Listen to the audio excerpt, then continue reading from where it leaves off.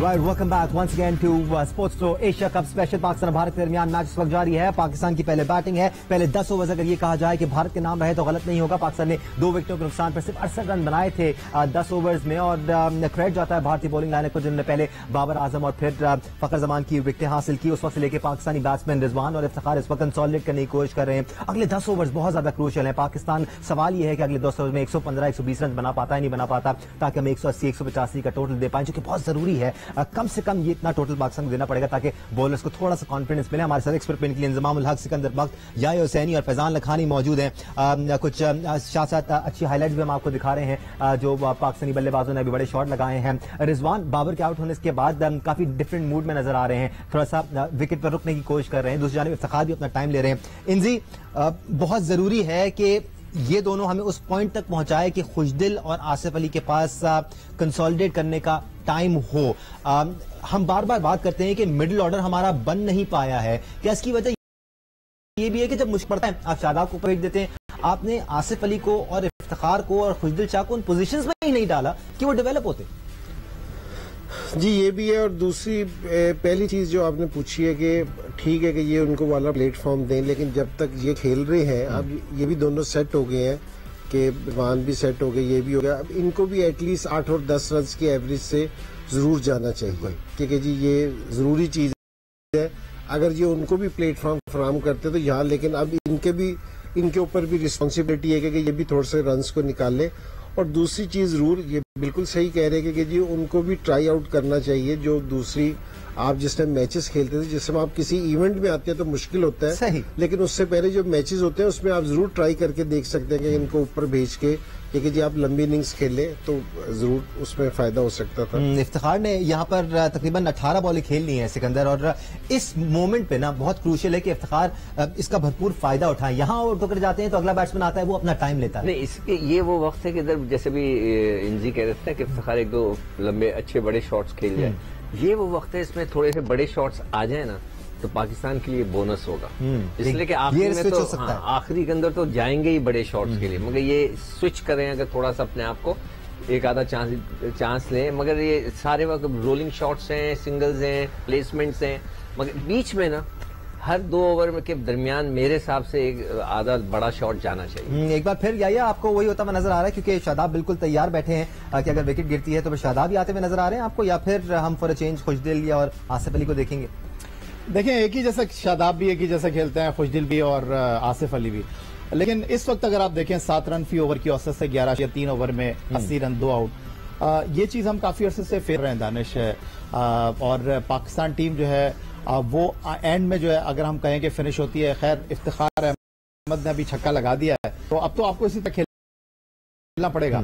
और ये आपका मसला रहा है जब शोएब मलिक और हफीज खेल रहे थे, अब ड्रेसिंग रूम में यही बात होती थी कि आखिरी 8 ओवर में आप लोग जो है वो 100 रन करें। हर मैच में तो हो नहीं सकते। अगर आपको पिछले साल याद हो कि आपका अफगानिस्तान के खिलाफ मैच हो या न्यूजीलैंड के खिलाफ मैच हो, बिल्कुल एलमदार पे आके जो है आसिफ अली ने उसको फिनिश किया था। लेकिन अब ये मौका है जहां पर आपको पार्टनरशिप मिल गई है। अब रिजवान को एक एंड को ब्लॉक करना चाहिए क्योंकि वो सीनियर प्रो है, और उसके बाद दूसरे एंड से अब बाकी अब आपको चला है। अब इफ्तिखार ने छक्का मारा है 19 गेंदों पर 27 रन उन्होंने किए हैं, और अब तक उन्होंने आज के अपने सिलेक्शन को जो है वो जस्टिफाई किया है कि आपने जो है उनको हैदर अली के ऊपर जो है फौकियत दी है। लेकिन अब देखना यह है कि आखिरी 8 ओवर के खेल में किस तरह पाकिस्तान के जो बॉलर्स बैट्समैन हैं उनके खिलाफ इंडिया के जो बॉलर्स हैं वो किस तरह बॉल करते हैं, तो ये उनका भी बड़ा टेस्ट होगा। फिलहाल पिच में ऐसा कुछ नजर नहीं आ रहा कि जनाब यहां पर खेलना मुश्किल है। लेकिन एक बात जो वाज़ेह है कि जनाब वो जो प्रेशर था, जैसे जैसे वक्त गुजरेगा और जब पहली इनिंग खत्म हो जाएगी तो वो जो एक मैच का इंडिया पाकिस्तान के प्रेशर होता है वो कम हो जाएगा, और जो टारगेट मिलेगा उससे चीजें और वाज़ेह हो जाएंगी। फैजान, बड़ा लीप ऑफ फेथ था पाकिस्तान टीम मैनेजमेंट का ये इफ्तिखार पर कि उनको आज मौका दिया गया। प्रोग्राम से पहले आप हैदर अली के भी स्टैट्स हमारे साथ शेयर कर रहे थे। आखिरी मैच में उनकी 50 लगी हुई थी, उसके बावजूद उनको बिठाकर इफ्तिखार को खिलाया गया, तो उसका जवाब दे रहे हैं। Exactly what we need, Pakistan को जरूरत है इसकी। बिल्कुल जस्टिफाई कर रहे हैं, एक भरोसा किया और उस भरोसे को ये बिल्कुल पूरा उतर रहे हैं। और जिस तरह शुरू में बात कर रहे थे कि ठीक है हैदर परफॉर्म कर रहा है, बट जिस तरह हमारा बैटिंग का मिडिल ऑर्डर फ्रेजाइल लग रहा था, तो उसमें शायद एक ऐसे बैटर को लाने की कोशिश की गई इफ्तिखार की सूरत में जो प्रेशर को एब्जॉर्ब करने की पोजीशन में हो सकता है। हमने देखा था डोमेस्टिक मैचेस में भी, और जब मैं यहां मिसाल दूंगा पीएसएल का एक मैच था इस्लामाबाद यूनाइटेड वर्सेस लाहौर कलंदर, जिसमें यूनाइटेड की विकेटें जल्द गिर गई थी, शुरू की 4-5-6 इनफैक्ट आउट हो गए थे, और उसके बाद इफ्तिखार ने पूरा सिंगल हैंडेडली गेम पलटा है, इस्लामाबाद यूनाइटेड आसिफ अली की कुछ इनिंग्स में याद है, इसमें उन्होंने 77 बनाए थे, जल्दी आ गए थे। ऐसा ही है, तो इस तरह कारकर्दगी ये प्लेयर्स खाते रहते हैं, तो आई एम श्योर के बिल्कुल ये जस्टिफाई कर रहे हैं अपनी कारकर्दगी यहाँ पर। इनसी, आपको लगता है यहाँ पर एक टाइम फ्रेम होगा पाकिस्तानी बल्लेबाजों के दिमाग में कि 13वें 14वें ओवर तक हमें थोड़ा सा संभल के खेलना है, हाँ लूज बॉलों को छोड़ना नहीं है, लेकिन उसके बाद हमें ऑल आउट जाना है क्योंकि हमारे पास विकेट्स इन हैंड है। आपको लगता है ऐसा कोई इन्होंने टाइम फ्रेम रखा होगा अपने पास? नहीं, बिल्कुल ये इन्होंने ओवर्स देखा होगा, ये भी इन्होंने भी टारगेट्स सोचा होगा कि जी एक हमारा टारगेट होना चाहिए कि हमने उसको किस तरह अचीव करना है। और दूसरे के दो बैट्समैन जिस टाइम खेल रहे होते हैं कि बाहर एक आपकी कोच बैठा है, कप्तान बैठा है, वो भी मैसेज चल रहे होते हैं कि जी आपने किस ओवर में किस तरह खेलना है। लेकिन मेरा ये ख्याल है कि अब देना असल में हम इफ्तिखार की बात उसकी बात कर रहे हैं कि आसिफ की बात कर रहे हैं या दूसरे पीछे वाले की बात, खुशदिल की बात कर रहे हैं। अगर ये दोनों सेट हो गए हैं और इनके पास अपॉर्चुनिटी है तो इनको जिस तरह इफ्तिखार ने अब खेला, एक बड़ी शॉट मारी है, तो ये अगर इस तरह खेलते जाएंगे ना तो इनके बॉलर्स अभी से प्रेशर में आना शुरू होंगे, तो उस टाइम भी ना फिर उन बैट्समैनों को आके भी ना रेट मारने में आसानी। ठीक है जी, इफ्तिखार अहमद की हम बात कर रहे थे कि उनको यहाँ पर एक बड़ी इनिंग्स खेलने की जरूरत है। इफ्तिखार अहमद हार्दिक पांड्या का शिकार होकर अब वापस पवेलियन लौट रहे हैं। एक बार फिर शॉर्ट गेंद कराई हार्दिक पांड्या ने इफ्तिखार को, वो पुल करने गए। Was a very good catch taken by Dinesh Karthik का, फंसा के रखा हुआ है शॉर्ट गेंदों पर, प्लानिंग करके आए हुए हैं भरपूर।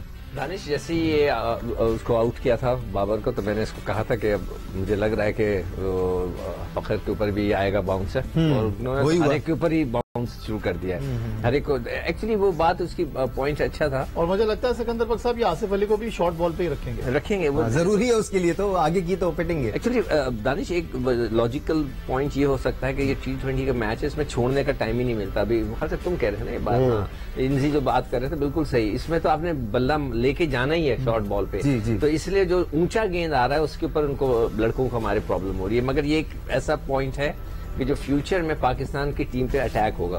बट या अभी हम डिसमिसल्स देखें तो बड़े सॉफ्ट डिसमिसल्स नजर आए हमें। बाबर का भी सॉफ्ट डिसमिसल था, 136 kph की बॉल थी, उसको हुक करने गए, बॉल बल्ले पर नहीं आया। फखर जमान का भी बड़ा सॉफ्ट डिसमिसल था। कोई इतनी एक्स्ट्राऑर्डिनरी बॉलिंग हमने नहीं देखी है कि बॉल बहुत ज्यादा परेशान कर रहा हो बैट्समैन को। लेकिन गेम प्लान नजर आ रहा है दानिश, अगर आप इंडिया के बॉलर्स के पास देखें तो उनके पास गेम प्लान है।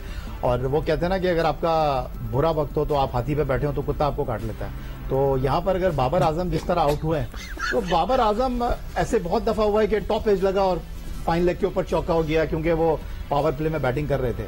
तो यहाँ पर जिस तरह फखर आए और आती उनके ग्लव से बॉल लगा, विकेट कीपर के सर के ऊपर से निकल गया, और ये तो हार्दिक पांड्या की बॉल पर जो है दिनेश कार्तिक ने कैच लिया, एक्स्ट्रा ऑर्डिनरी कैच लिया है, छोटे कद के हैं लेकिन वो पूरी उन्होंने जंप की और उन्होंने इस कैच को फिनिश किया। वरना ये भी इफ्तिखार का अगर लक होता तो ये उनके सर के ऊपर से निकल जाता। तो ये वो सारी चीजें हैं, लेकिन मेरा ख्याल है कि जो डैमेज आपको हुआ था बाबर आजम और फखर जमान के आउट होने के बाद, इफ्तिखार इतने बड़े मैच को खेल रहे थे after a very long time, क्योंकि इस साल सिर्फ उन्होंने एक मैच खेला हुआ था, तो उन्होंने अपना जॉब को डन किया है। और अब सारा प्रेशर जो है वो रिजवान के ऊपर है, क्योंकि रिजवान को जो है अब इस मैच को लेकर चलना होगा, क्योंकि अब उनको खिलाना है, क्योंकि बाकी जो आपके बैट्समैन है वो सब चलाने वाले बैट्समैन है। तो अब इंपॉर्टेंट ये होगा कि किस तरह फिनिश करके जाते हैं। तो ये आपकी बात से मैं 100% एग्री करता हूं। जो तीन हमारे बैट्समैन बाबर, फखर एंड इफ्तिखार तीनों आउट हुए हैं, उसके लिए हमको जो सामने वाली टीम है उनकी बॉलिंग लाइनअप को क्रेडिट देना होगा कि गेम प्लान उनके पास बहुत वाज़ेह है। और मुझे लगता है, अभी मैं सिकंदर बख्श साहब से भी यही कह रहा था कि उन्होंने आपके आने वाले बैट्समैनों को भी शॉर्ट बॉलों के ऊपर रखना है। ठीक है जी, अब खुशदिल शाह आ चुके हैं बैटिंग करने के लिए और रिजवान के साथ बात कर रहे हैं। फॉर चेंज अब हम देख रहे हैं उसी बैटिंग ऑर्डर में प्लेयर्स को आते हुए जो हम इतने अरसे से बात कर रहे थे। हम मैच की तो बात कर रहे हैं, अपने एक्सपर्ट्स का ओपिनियन भी शामिल करें, लेकिन पाकिस्तान के मुख्तलिफ बड़े शहरों में टेलीविजन स्क्रीन भी लगाई गई हैं, बड़ी स्क्रीन भी हैं जहां पर लोग मैच देख रहे हैं। लाहौर का रुख करते हैं जहां दुआ मिर्जा मौजूद है। दुआ, लोग एंजॉय कर रहे हैं मैच को। इस वक्त पाकिस्तान की पोजीशन को इतनी अच्छी तो नहीं है, आई एम श्योर नर्व्स नजर आ रही होंगी आपको, आ की आवाजें भी सुनाई दे रही होंगी।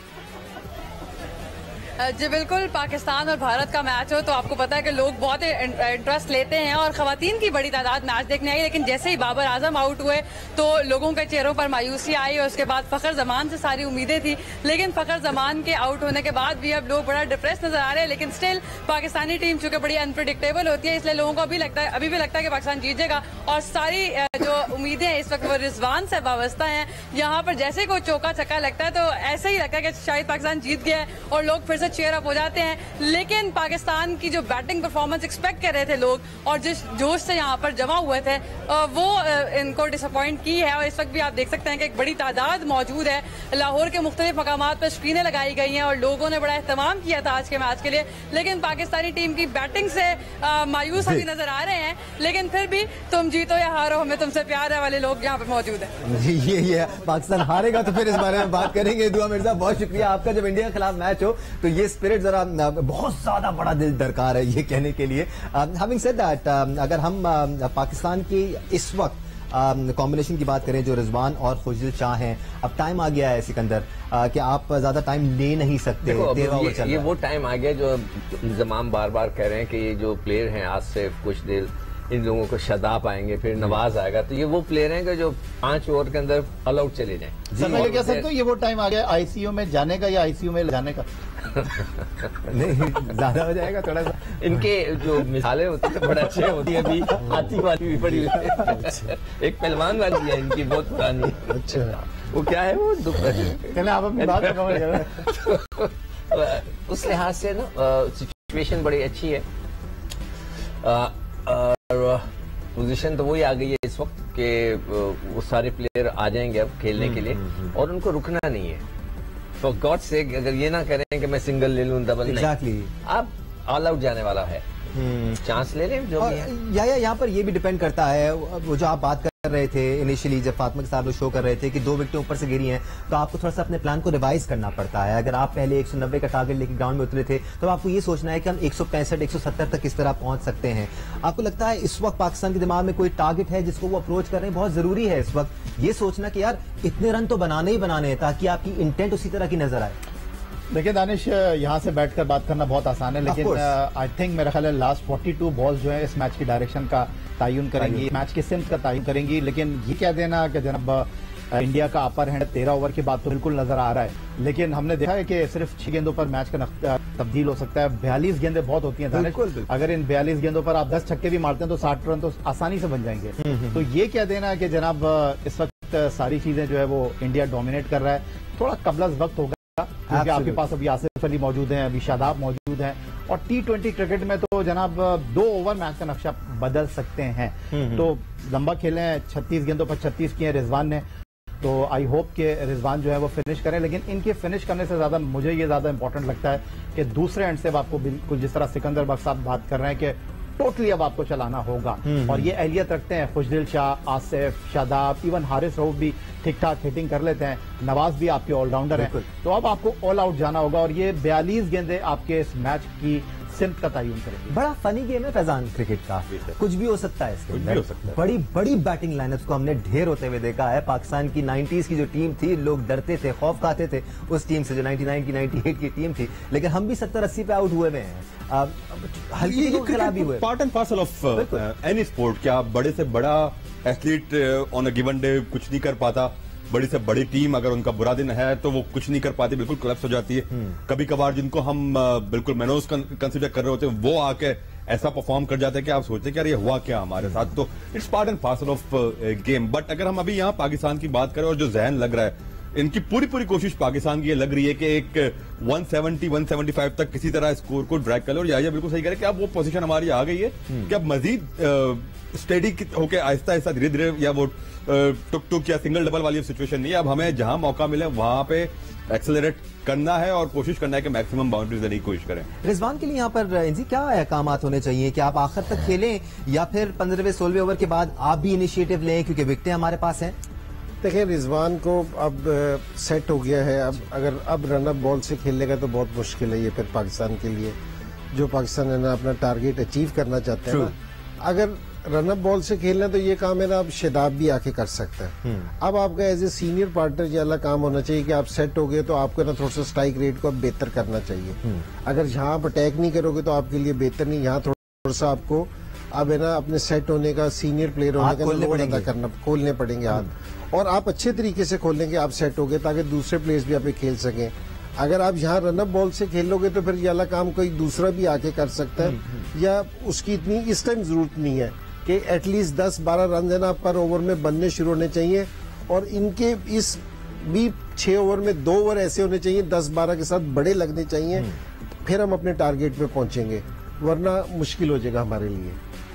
ठीक है जी, एक और जबरदस्त शॉट लगाया है इस वक्त मोहम्मद रिजवान ने, एक और चौका हासिल करेंगे। इस तरह पाकिस्तान का मजमूई स्कोर 95 हो गया है। सिकंदर, अच्छा टूर्नामेंट है ये, 2 मैचेस हमने भारत से खेलने, शायद तीसरा भी हम खेल लें, तो सिर्फ एक मैच नहीं है जिसके पर हमें फोकस करना है। भारत की बॉलिंग लाइनअप कैसी लगी अभी तक आपको? अर्शदीप कैसे लगे आपको? आवेश खान कैसे लगे आप? देखिए, शुरू जो 2 नए फास्ट बॉलर आए हैं तो वो तो मुझे इतने इम्प्रेसिव फिलहाल नहीं लगे। हो सकता है उनका अच्छा स्पेल ना गिरा हो, फिलहाल वो मुझे इतने इम्प्रेसिव नहीं लगे हैं। फंसाकर तो फिर भी रखा है उन्होंने नहीं, मगर उनका जो स्ट्रेटेजी थी बड़ी अच्छी थी। उन्होंने तीनों को जो है ना शॉर्ट लेंथ बॉलों पे आउट किया है, और उनका जो लाइन वो यही है। अभी मैं और इंजी डिस्कस कर रहे थे कि आपने देखा होगा कि रिजवान के 90% शॉट्स ऑन साइड पे बहुत अच्छा खेलता है, तो उसका एक फ्लो है बल्ले का। देखें, हर एक प्लेयर का, हम कहते हैं तुम्हारा बेहतरीन शॉट कौन सा है, वो कहता है मेरा बेहतरीन शॉट कट है या कोई पुल है या मैं लंबा मारता हूँ, तो then he waits for that ball. वो दूसरी बॉल को भी उसी जगह मारने को चला जाता है, इसलिए कि उसका फ्लो है। तो रिजवान का वो फ्लो है, और उन्होंने बड़ी चालाकी से उसको कोशिश कर रहे हैं कि थोड़ा ऑफ स्टंप के बाहर रखें गेंद, जिसकी वजह से उसको देखें फुल टॉस हो जाता है गेंद। देखें ये इधर गेंद करा रहा है इसको, इस जगह पे जब गेंद गिरता है तो उसको वो फ्लो नहीं मिल रहा, कट मिल रहा है तो कट भी अच्छा मारता है। ठीक है, यहाँ पर थोड़ी सी शॉर्ट एंड वाइड थी बॉल, बट रिजवान उसका पूरी तरह से फायदा नहीं उठा पाए। 14 ओवर्स मुकम्मल हो चुके हैं। पाकिस्तान ने अभी तक 3 विकेटों के नुकसान पर सिर्फ 96 रन बनाए हैं। आखिरी 6 ओवर्स में पाकिस्तानी बैटिंग लाइनअप कितने रन बना पाती है, बात करेंगे एक ब्रेक के बाद। आप देख रहे हैं स्पोर्ट्स फ्लोर का एशिया कप स्पेशल, हमारे साथ रहिए।